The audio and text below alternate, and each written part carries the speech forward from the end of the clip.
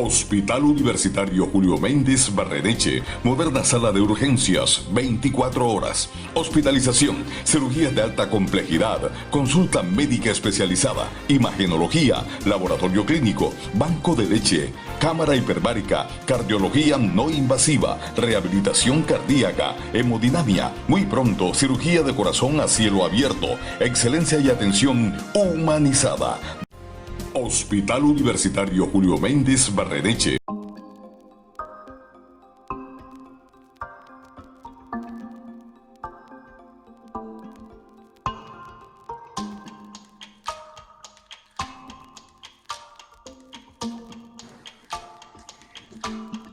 Bueno, Muy buenas tardes a todos los participantes. Soy Álvaro Sade, médico, coordinador del área de docencia servicio del Hospital Universitario Julio Méndez Barreneche de la ciudad de Santa Marta.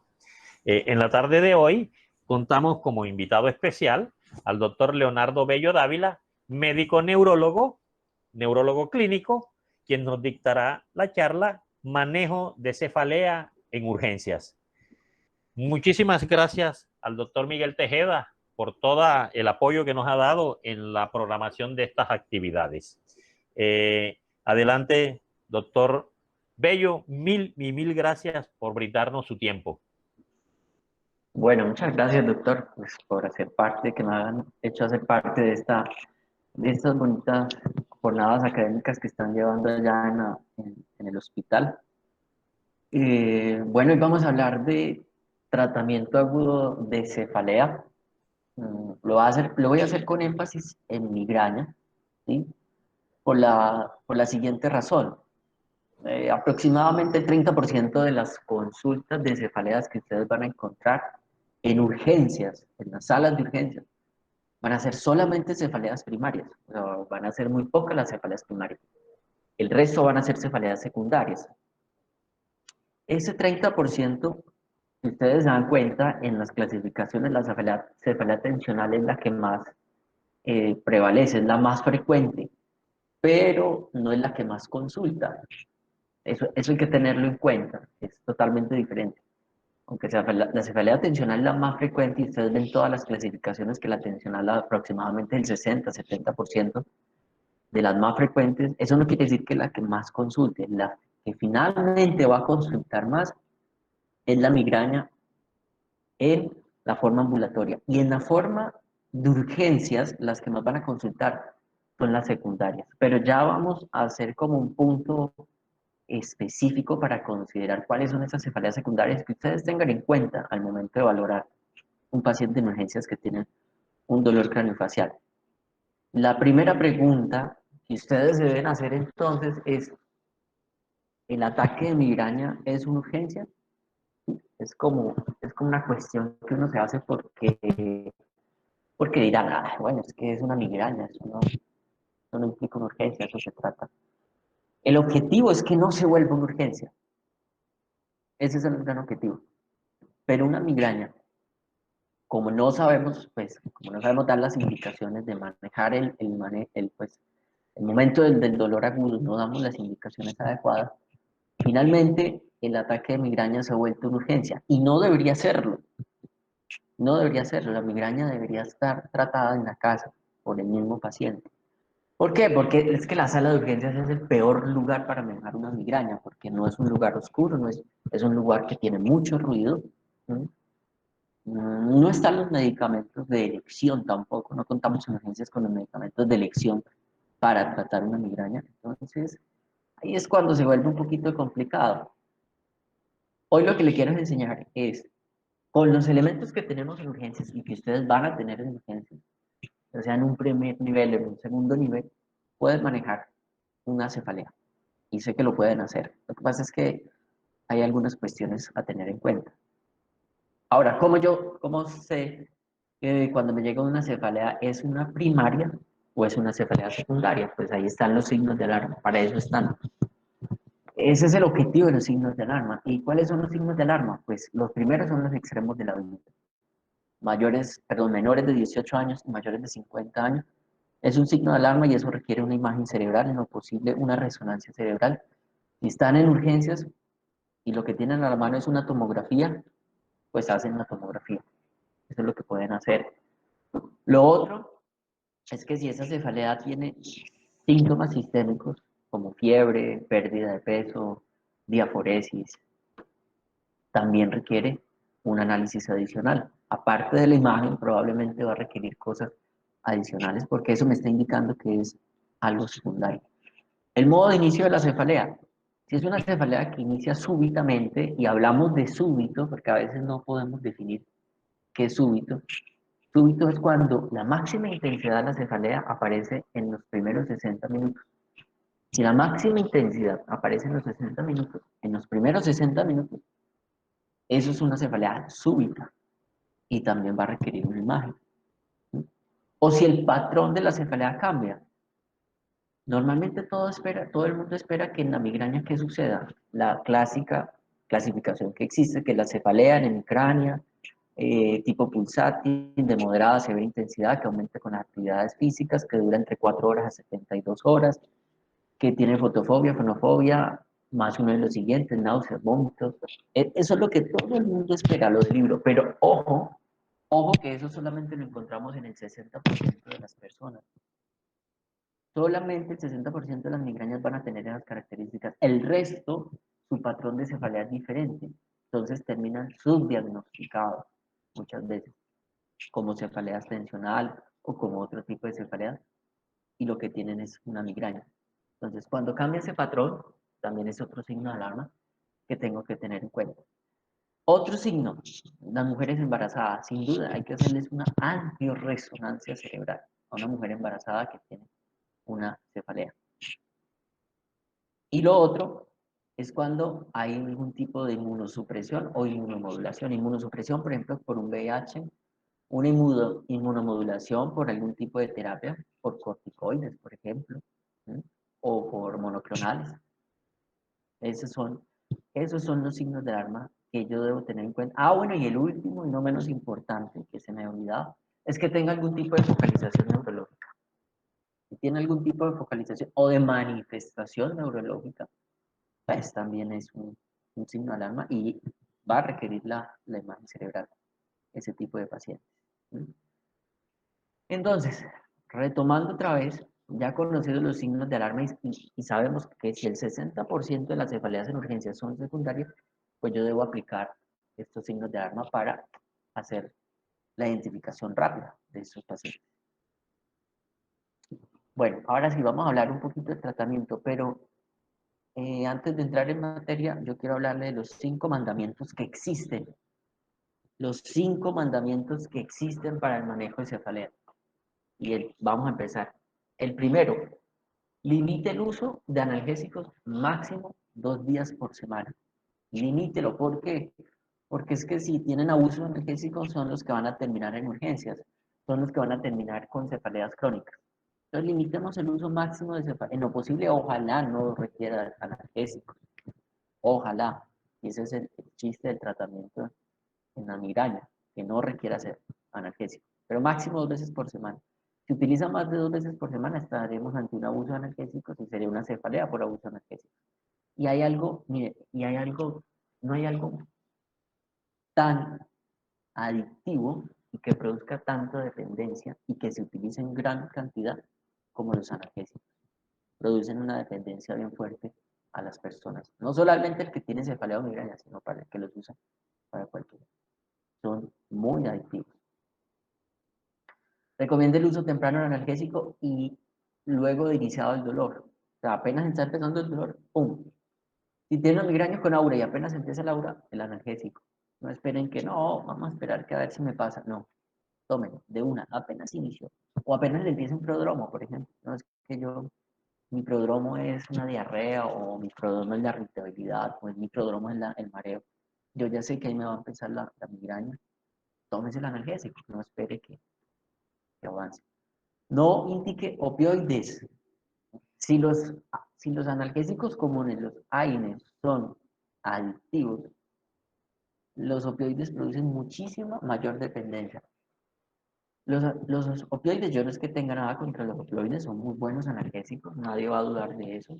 Sirven muchísimo, los he usado también. Después que estudié neurología, pues los he bajado un poquito, ya no los uso los opioides en migraña no se han estudiado mucho y además si uno ve la fisiopatología de la migraña y compara el mecanismo de acción de los opioides, pues uno va a decir, no, pues no tiene sentido darle opioides a una migraña. ¿No? Dejémoslo para otro tipo de dolor los opioides.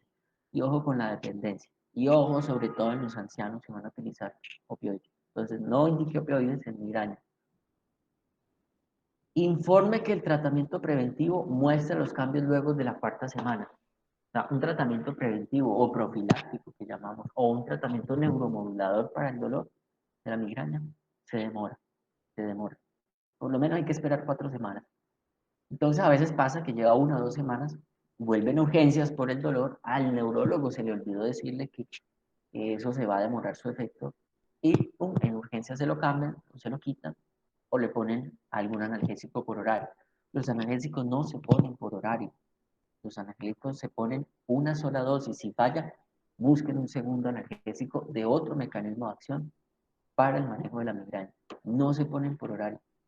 Nada de que tomen naproxeno cada 8 horas, tome ibuprofeno cada 6 horas, tome diclofenaco cada 12 horas para migraña. No se ponen.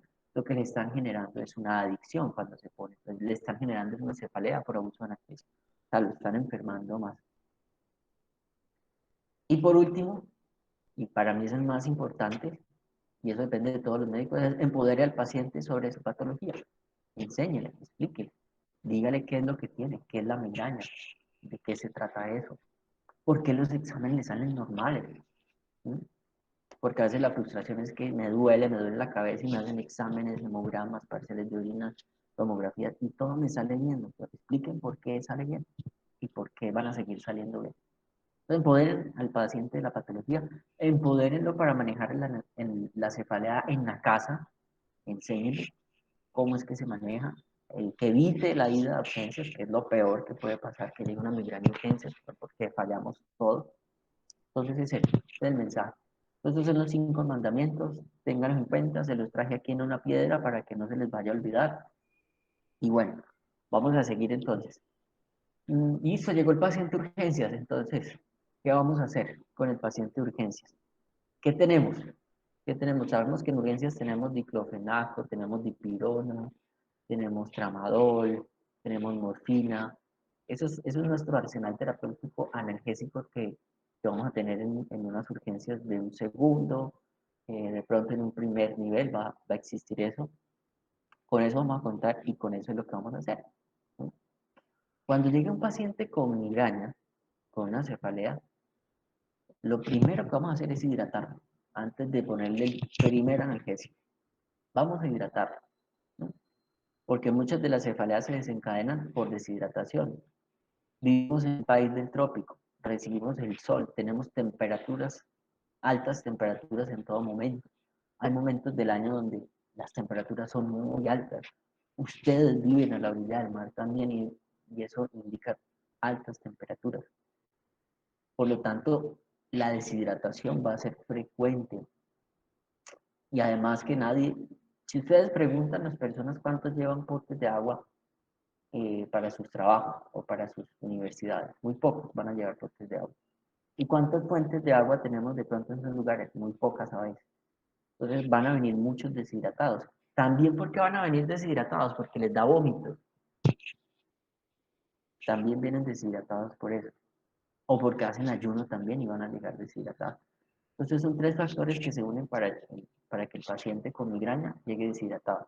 A veces es lamentable que llegó el paciente con cefalea y tienen solamente un diclofenaco, un tramadol intramuscular y listo. Y con eso se considera que se le va a pasar la migraña, su ataque.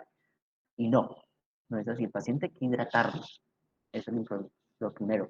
Segundo, buscarle un lugar oscuro, sin ruido, tranquilo, y explicarle qué es lo que se le va a hacer y qué es lo que se le va a pasar por esa vena. Eso es importante, porque es que el abordaje neurolingüístico a veces no tampoco se le enseñan a hacerlo con el paciente. Hay que explicarle, mire, le va a pasar este medicamento por la vena, se ve transparente, parece que fuera puro suero, pero es esto. Entonces, ustedes tienen el diclofenaco, tienen un arma poderosísima para manejar la migraña, poderosísima, pero hay que saberla usar, ¿no? Entonces, los estudios dicen que el diclofenaco potásico, nosotros tenemos el sódico, El diclofenaco potásico de 50 miligramos tiene un beneficio sobre el placebo para el manejo de migraña.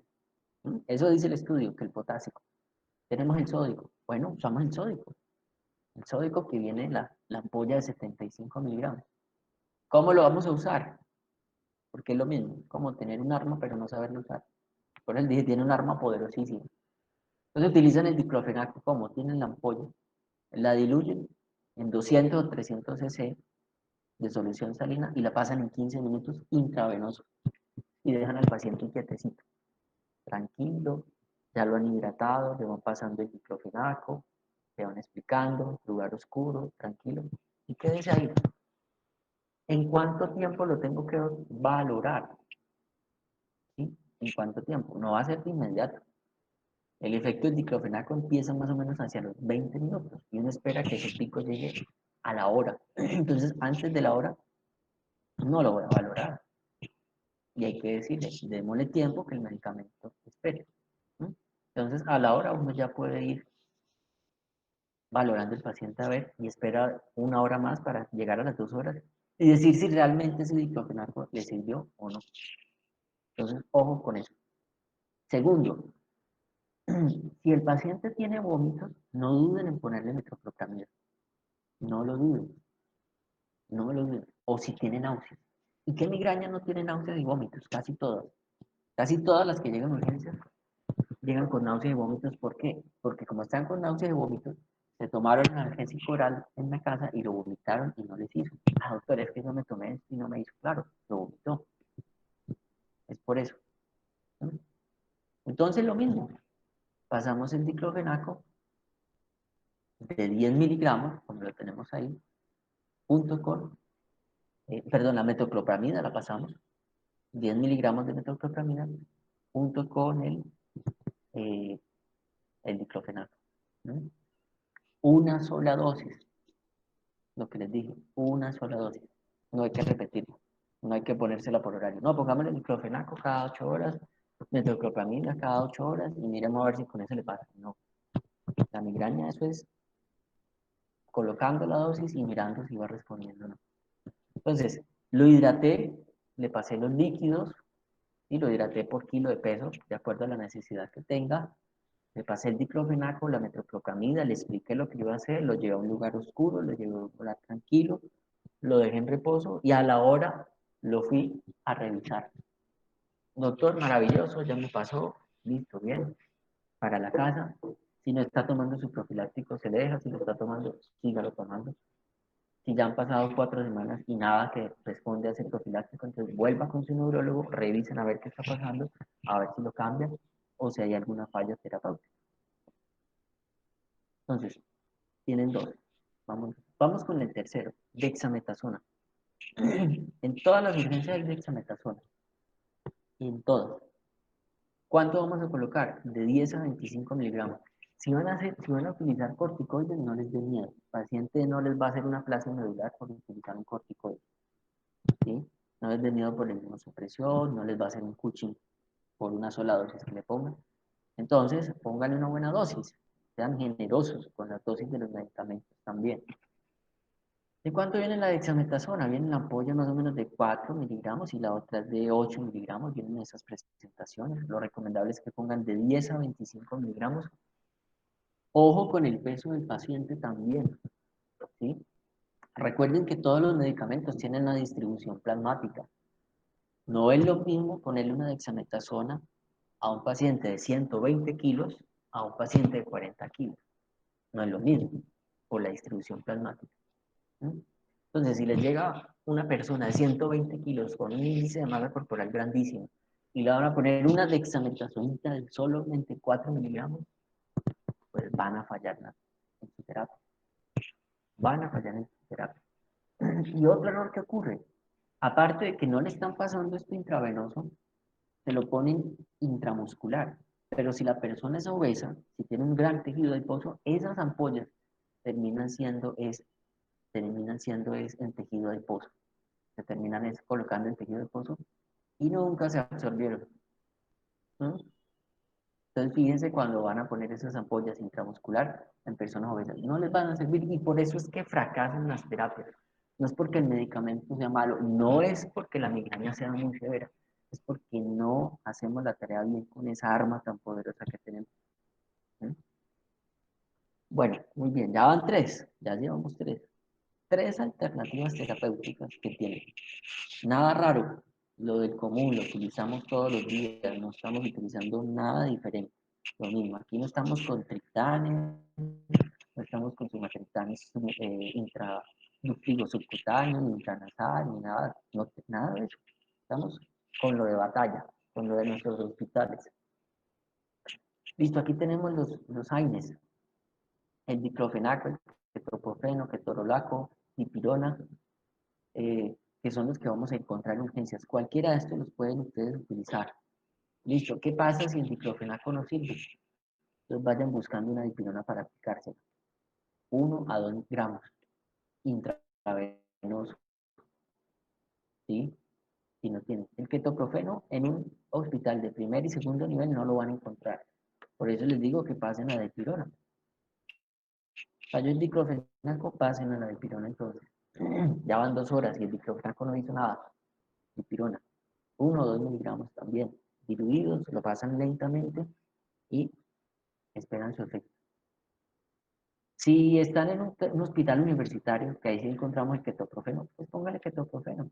Lo mismo, 100 miligramos intravenosos, diluidos, 15 minuticos y fantástico. Ojo con los efectos adversos de todos los medicamentos, hay que tener cuidado. Yo siempre les digo a mis estudiantes de pregrado y posgrado, lo primero que ustedes deben saber de un medicamento es a quién no se lo van a poner. Eso es lo primero. ¿A quién no le voy a poner? Esa es la primera recomendación, la 1A. ¿Mm? Bueno, la metoclopramida, que ya sabemos, y aquí está el haloperidol. Ustedes dirán, haloperidol en migraña. O sea, eso sí servirá. Bueno, les cuento que sí. Esto es sacado de la guía colombiana de migraña. Este paper que ven acá, sacado de la guía colombiana del 2018. El haloperidol sí, sí funciona. No hay evidencia, no hay una gran evidencia. Pero en Colombia se ha usado, en Brasil también se ha usado, en algunos países de Sudamérica lo utilizamos y sirve de gran, y sirve muchísimo. Es como nuestra última opción. Ya utilizaron diclofenaco, ya utilizaron metoclopramida, ya utilizaron dexametasona, le pusieron una dosis de dipirona. ¿Qué hacemos? ¿Será que pasamos a opioides? No, todavía no. Recuerden el tercer mandamiento es no opioides. Entonces no vayan a cometer ese pecado todavía poner opioides. Vayan al haloperidol. Haloperidol sí, ese se encuentra en urgencias, ese se encuentra en un hospital de primer nivel, hay haloperidol. ¿Cómo lo van a poner? Ojo, muy poquito por el riesgo de efectos extrapiramidales. Aunque, esa es la recomendación que se da. Aunque, ¿qué es lo que sucede con el haloperidol y con todos los antipsicóticos? Y es que para que yo tenga extrapiramidalismo por los haloperidol, yo tengo que tener susceptibilidad genética a eso. Si no, todo el mundo hiciera, porque es que haloperidol se le da a todo el mundo. Si no, vayan y pregunten a los psiquiatras. Los psiquiatras utilizan haloperidol en dosis que ustedes ni se imaginan, que da miedo. Y los pacientes como si nada. ¿Sí? Pero entonces en migraña lo vamos a utilizar poquitico, 0,1 a 0,5 miligramos. Y lo pasamos mínimo en 30 minutos. Diluido en cuanto 200, 300 cc de solución salina y lo ponemos lento, lento, lento. Y le explica. Y le vamos a utilizar nuestra última arma que tenemos para la migraña. Nuestra última. Porque si no me veo una necesidad de utilizar ¿qué? Opioides, tramadol o morfina. Y eso puede generar adicción. Entonces yo lo asusto.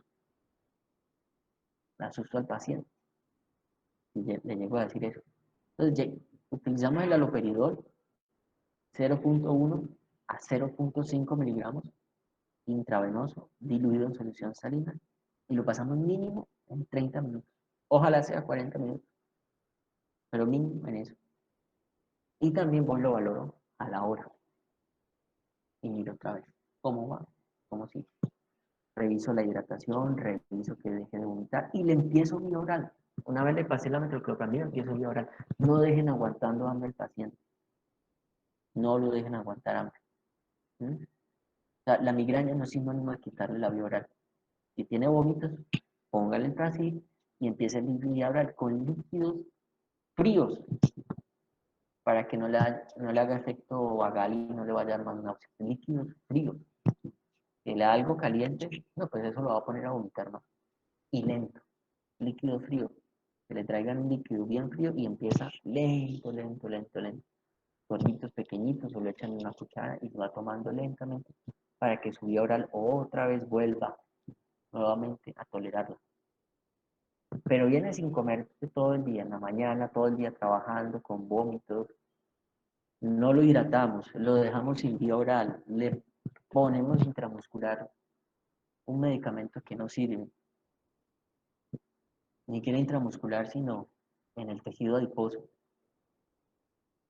Entonces, claro, el paciente no va a mejorar, no va a mejorar. Entonces, ojo, estoy resaltando los errores, ¿sí? Porque yo también los cometía, estoy resaltando esos errores, es para no seguirlos cometiendo. ¿Sí? Y por último, el sulfato de magnesio. El sulfato de magnesio, yo no he llegado a utilizarlo. Es raro que yo llegue a utilizarlo, pero hoy también puedo contar.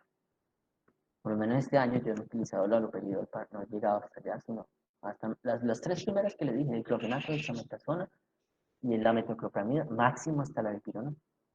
Pero no he llegado al haloperidol, ni el sulfato de magnesio tampoco. Yo no sé qué es poner sulfato de magnesio, hace bastante para la migraña, hace mucho. Pero es otra última acción terapéutica, lo recomendable es 1 o 2 miligramos. ¿A quién le serviría el sulfato de magnesio? A la mujer embarazada, le serviría perfecto, ¿sí? Le serviría fantástico. Ojalá en el último trimestre, porque con la mujer embarazada, sí, ya tenemos mayores dificultades. Y eso sería, pues, otra charla adicional para hablar de eso. Pero bueno, listo. Ahora tenemos los orales, tratamientos orales. Ya les hablé de los intravenosos. Ahora hablemos de los orales. La gran pregunta es, ¿los orales sirven? Sí, sirven muchísimo. No se imaginan los tratamientos orales cómo sirven, pero si los sabemos dar. ¿Y a quién se los vamos a dar? ¿Mm? Entonces, la gran pregunta es, ¿yo qué le doy o cómo le enseño a mi paciente para el manejo agudo de su cefalea? ¿Cómo le digo? ¿Cuál tomar? ¿Ibuprofeno, diclofenaco, naproxeno? ¿Cuál le doy? ¿Sí? Entonces, yo debo saber dos cosas. Las características de la cefalea del paciente y debo saber la farmacodinámica y la farmacocinética del medicamento que pienso dar. ¿Qué es conocer las características de la cefalea? ¿Cómo le aparece? Si le aparece súbitamente, si le aparece hiperagudo o si le aparece agudo el dolor y cuánto demora en llegar a su máxima intensidad. No es lo mismo un paciente que tiene una cefalea que inicia rápidamente y llega a su máxima intensidad en 1 hora. ¿Sí? Él empieza a trabajar a las 7 de la mañana y a las 8 de la mañana ya está con la cefalea que no se aguanta. Ese es uno. El otro es el que se sentó a trabajar y empezó con el dolorcito de cabeza y duró toda la mañana con el dolor. Llegó mediodía, almorzó, siguió con el dolor y en la tarde ya no aguanta, siguió aumentando y en la noche ya no aguantó más y le tocó irse para urgencia. Esos son como los extremos que encontramos de personas con cefalea. Entonces, dependiendo de eso, yo le voy a dar el medicamento. ¿Sí? Al primero, yo busco bueno, y también es la intensidad, ¿sí? Que llegue rápido y de gran intensidad. No, yo duro toda la mañana ahí con un dolorcito, y les dicen, no, como 5 por ejemplo. Duro toda la mañana y ya, y en la tarde me tomo un analgésico y me pasa. No, yo en 1 hora llego a 10 días y eso se hace insoportable el dolor. ¿Cómo arranca y en cuánto tiempo llega a su máxima intensidad y a qué intensidad llega? Eso es lo que yo debo aprender. Entonces, al primero, por ejemplo, no le vamos a dar un naproxeno, al que llega rápido a su máxima intensidad. ¿Por qué? porque el naproxeno no actúa tan rápido como otros, como el diclofenaco. El diclofenaco a los 20 minutos ya está haciendo su efecto. A ese sí le podemos dar diclofenaco. Pero si el dolor es muy intenso, pues tampoco le vamos a dar diclofenaco. Sino a ese le podemos dar una aspirina efervescente, por ejemplo, y en una dosis recomendable. Al segundo, al que le da el dolor lentamente, a ese sí le podemos dar naproxeno, porque tiene una vida media de 12 horas. Tiene una vida media muy larga. Y ese sí puede esperar, que se demore ahí haciendo su efecto. ¿Sí? Al que no se aguanta y insoportable, es a la media hora aparece el dolor, llega a 10 a 10, le da náusea, vómito. A ese sí toca empezarle un triptán. Toca empezarle un sumatriptán, por ejemplo. Toca darle un triptán. Entonces, no hay una receta. No hay una receta como para dar algún medicamento específico en migraña. Es conocer cómo es el dolor y conocer la farmacocinética y la farmacodinámica del dolor del analgésico que voy a dar. Entonces, aspirina, ¿cuánto es la dosis? 900 miligramos. Vienen las tabletas de cuánto? De 500 miligramos. Entonces, ustedes toman 2 pastillas. Ah, que son 1000, pues no importa. Pues no vamos a pelear, que 900 mil. Le dan los 1000, que se lo tome el vaso de agua. Lo que queda alrededor es aspirina también. Entonces, le vuelven a echar agua al vaso, lo giran, le dan vueltas y se toman lo que queda, porque ahí quedan miligramos y no llegamos a las dosis que necesitamos. Entonces, por eso a veces es que falta la aspirina.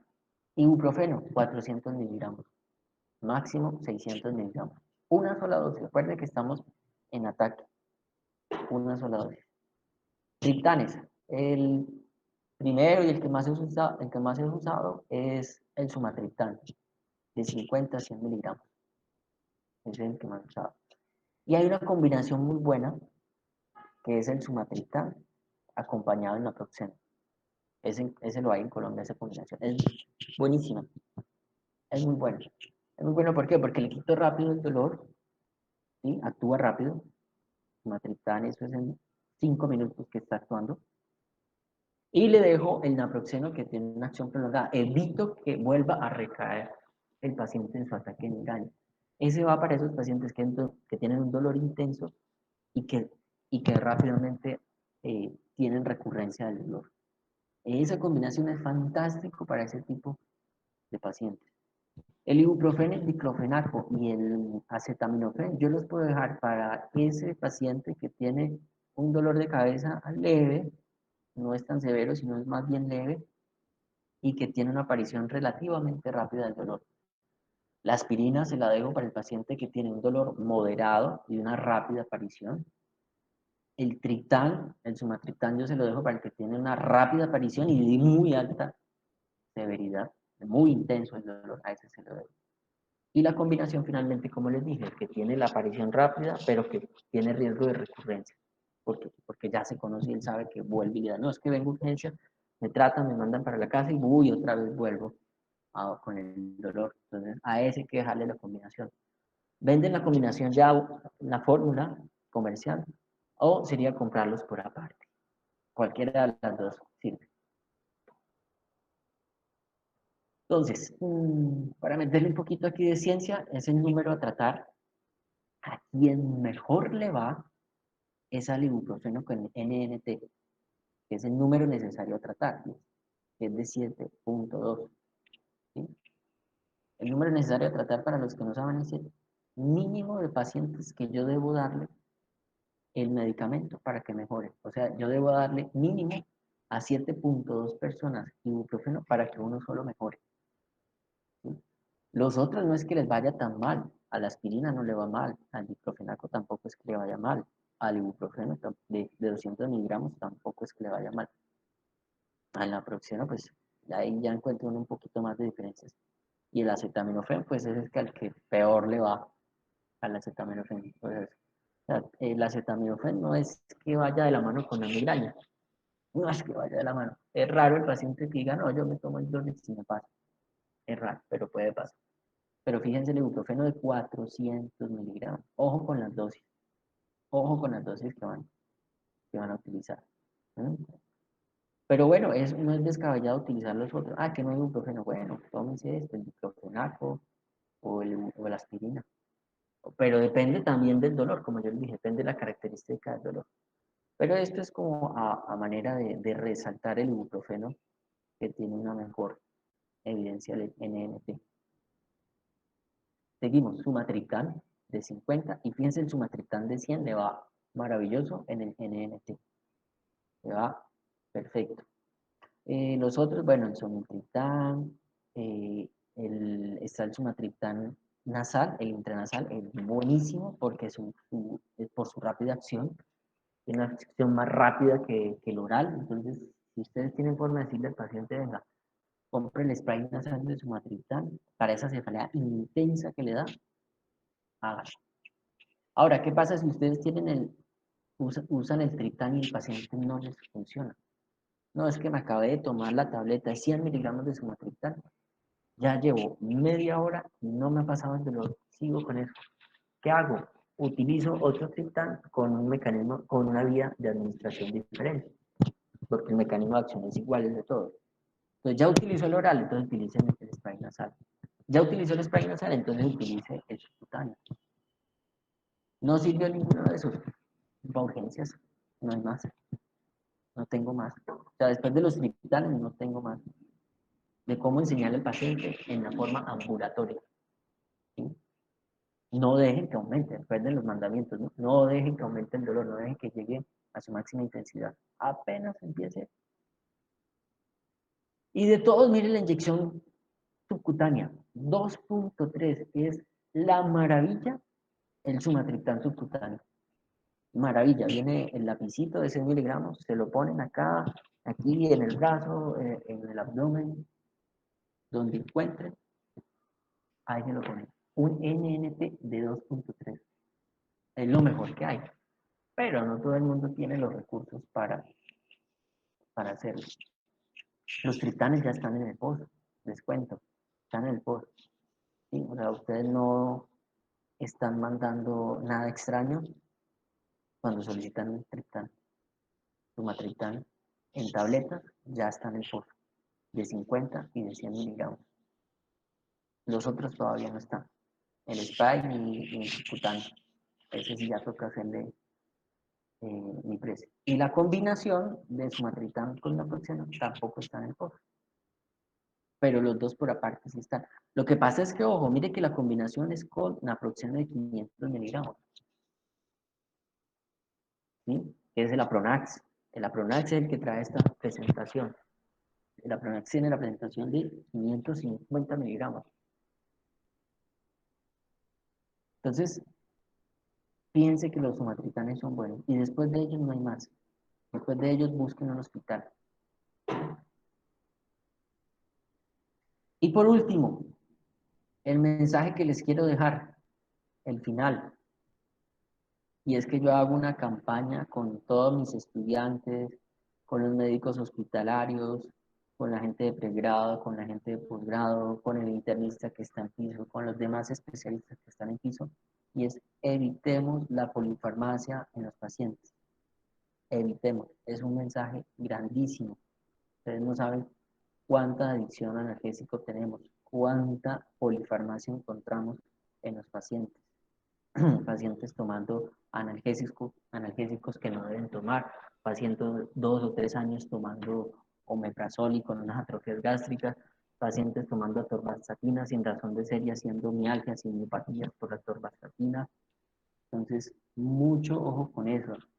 Y no les enseñamos de pronto hábitos saludables, sino lo terminamos llenando de pastillas y analgésicos, no les damos las indicaciones suficientes y eso. Recuerden que esto lo hago no porque el que más sepa soy yo, sino porque yo también cometí esos errores y no quiero que nadie más los vuelva a cometer. Bueno, espero les haya gustado. Fue algo muy conciso, algo muy puntual, algo que espero les ayude bastante. Si tienen preguntas, pues aquí estaré tratando de responder las que pueda. Mil gracias, doctor Bello. Muy práctica, muy concisa, pero muy práctica su conferencia, su charla, y pienso que será de mucho servicio para todos nosotros. correcto, bueno, gracias. ¿Alguna? Jóvenes, si alguien tiene alguna pregunta, por ahí vi que está Juanita, que sufre de migraña, de pronto tiene alguna pregunta por su experiencia con la migraña. Juanita, claro.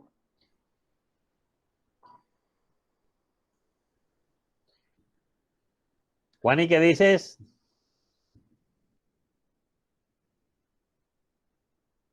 Aquí hay una pregunta, Doc. Buenas tardes, doctor. Le hablo Juanita. Juanita. Sí, señor. Soy la profesora universitaria de la Oficina de Docencia y Servicios, sufro de migrañas. Mi pregunta es, por las noches, cuando estoy durmiendo, lógicamente, podemos decir que en la madrugada, me levanto con el dolor fuerte del lado izquierdo o del lado derecho de la cabeza, pues la migraña es fuerte en la madrugada que me logra despertar.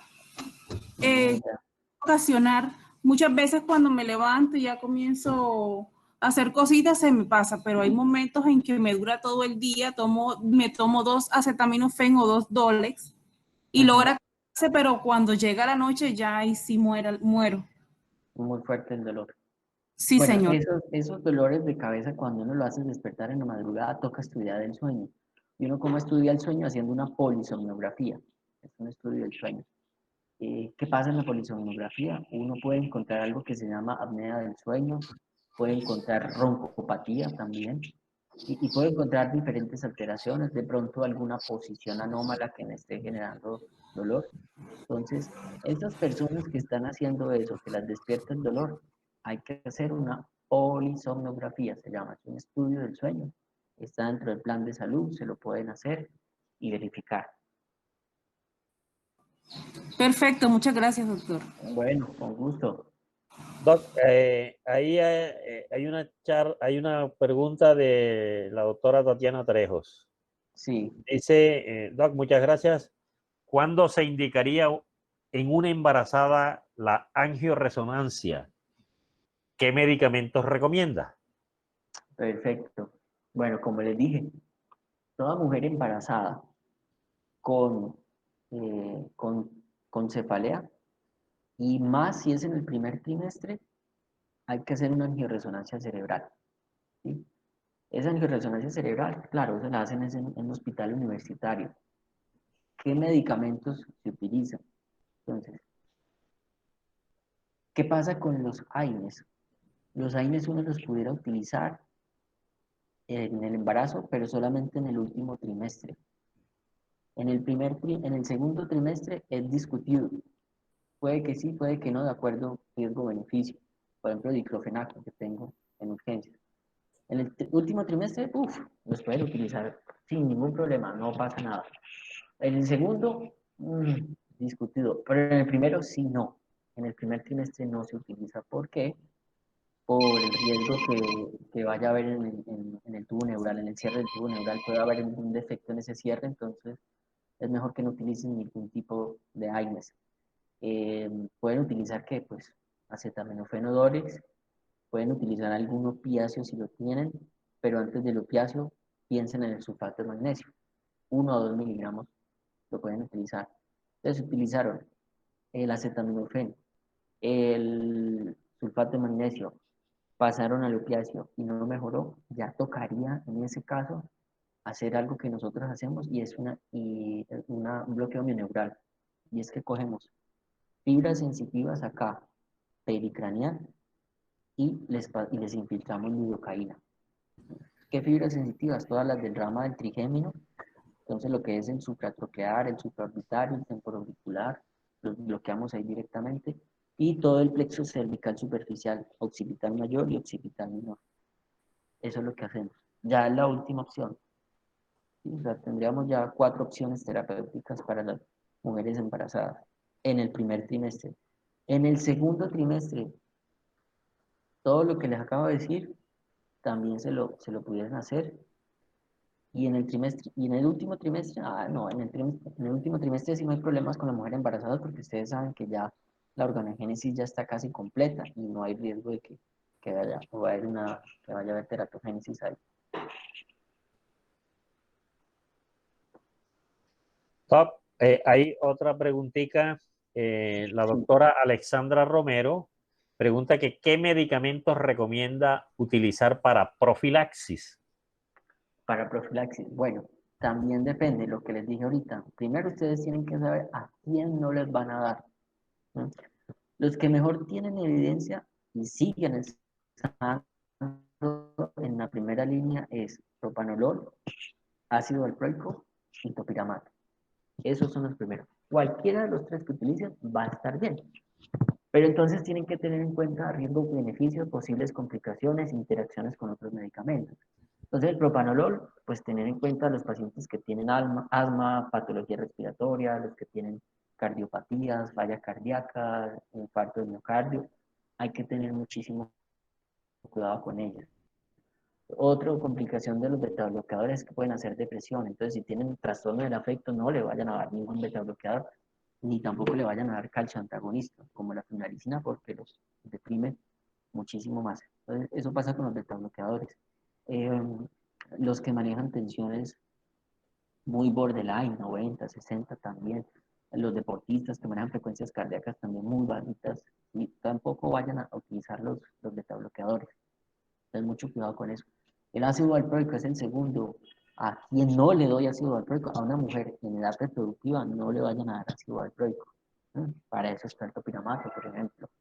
¿A qué otra persona no le da ácido valproico? Al que tenga algún tipo de patología hepática, por ejemplo, una hepatitis, una cirrosis hepática, no le vaya a dar ácido valproico. Los pacientes que tengan leucopenia, trombocitopenia, los pacientes obesos, mujeres con ovarios poliquísticos, no le vayan a dar ácido valproico. Pacientes que tengan patología tiroidea, no le vayan a dar ácido valproico. El ácido valproico es muy bueno, pero fíjense que tiene muchas contraindicaciones. Entonces, ojo a quién se lo van a dar. Y no es que le vayan a tener temor ahora al ácido valproico, no, es muy buen medicamento, muy bueno, pero tiene muchas contraindicaciones que hay que tener cuidado. El topiramato es mucho más bioseguro que los dos anteriores, pero extremadamente bioseguro. Realmente yo efectos adversos con el topiramato que encontré. He encontrado parestesias, que eso no pone en riesgo la vida, anomia, y a veces van a nombrar a alguien y no lo pueden nombrar, ¿sí? Y pueden producirle un poquito de depresión de pronto, cálculos renales, pero eso es rarísimo que lo cura. De resto, el topiramato es el más bioseguro que puede estar. Entonces, una mujer que maneje tensiones, por ejemplo, borderline, inferior, 90, 60, en edad reproductiva, ¿sí? y, que, y que no tenga ninguna patología ovárica o de anexos, usen topiramato con toda la seguridad del mundo que les va a ir súper bien, súper bien. Ya está en el post de topiramato y con la regulación de precios eso es todo muy barato, entonces no están desangrando el sistema de salud si mandan topiramato ni nada, no, es un medicamento que hoy en día se consiguen 36.000 pesos en el mercado, entonces no es nada del otro mundo que topiramato, ya los medicamentos se han regulado mucho el precio y no estamos afectando el sistema de salud. Doc, hay otra pregunta. La doctora Gray Guerrero ¿Sí? dice, ¿cuándo iniciamos tratamiento fármaco en pacientes con migraña? ¿Hay algún criterio para iniciar tratamiento? Bueno, muy buena pregunta, muy buena pregunta. Hay unos que están anotados en los criterios, pero el simple hecho que el paciente vaya y consulte por cefalea o por migraña es porque ya está pidiendo tratamiento, posiblemente farmacológico, ya lo está pidiendo, porque no solamente está el farmacológico, está el no farmacológico, y en ese, me atrevo a decir que puede ser llegar a ser de más ayuda que el farmacológico. Entonces aquí, en teoría, yo le inicio farmacológico a la persona que tiene más de 4 episodios de cefalea a la semana. Perdón, más de 4 episodios de cefalea al mes o más de 2 episodios por semana.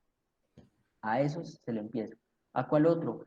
Al paciente que así le den por allá cada año o cada 6 meses, pero que hagan de una manera catastrófica sus eventos. ¿Sí? O que hagan algo que se llama estado migrañoso y es que duran más de 3 días con la migraña. A esos yo les tengo que dar un tratamiento profiláctico. O los que tengan contraindicación para AINES o para tricans, también yo les debería dejar un tratamiento profiláctico. Hay otra preguntita, Doc. Sí. La doctora Remedios Daza pregunta, los antidepresivos tricíclicos como la amitriptilina, ¿en qué pacientes con migraña se utiliza? Bueno, excelente pregunta. Es muy frecuente, ¿sí? Por ahí como un 30%, los pacientes con migraña tienen algún trastorno del afecto, llámese ansiedad o depresión. O inclusive, primero fue la depresión y la ansiedad que los llevó a tener esas cefaleas, que pudieran hacer algo como migraña-like, como una cefalea muy parecida a la migraña, o tienen las dos patologías. Entonces, cuando ellos tienen ese trastorno del afecto, el mayor es la depresión, que es lo que más hacen. Ahí es cuando dejo antidepresivos tricíclicos. ¿Cuáles?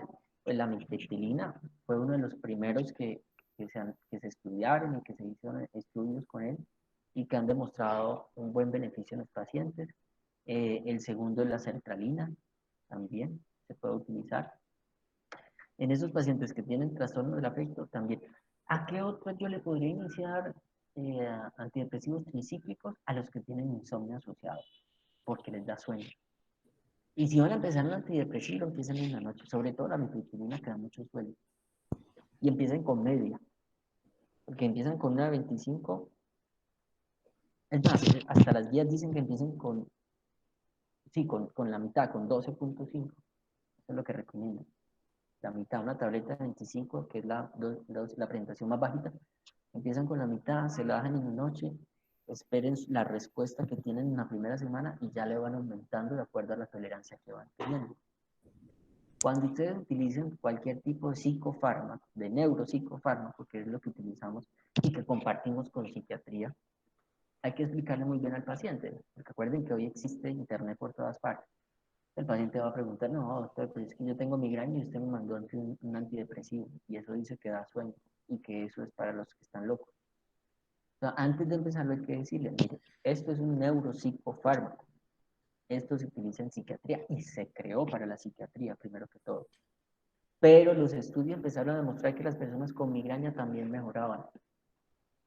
Y no es que estén locos, ni que tengan depresión, ni que se vayan a pegar un tiro, ni que se vayan a matar. Lo que los estudios demostraron es, no genera adicción, genera sueño, puede generar sueño, y por eso vamos a utilizar las dos. Abordaje neurolingüístico, ojo, abordaje neurolingüístico, mucho cuidado con los pacientes. Ok. ¿Alguna otra pregunta, jóvenes?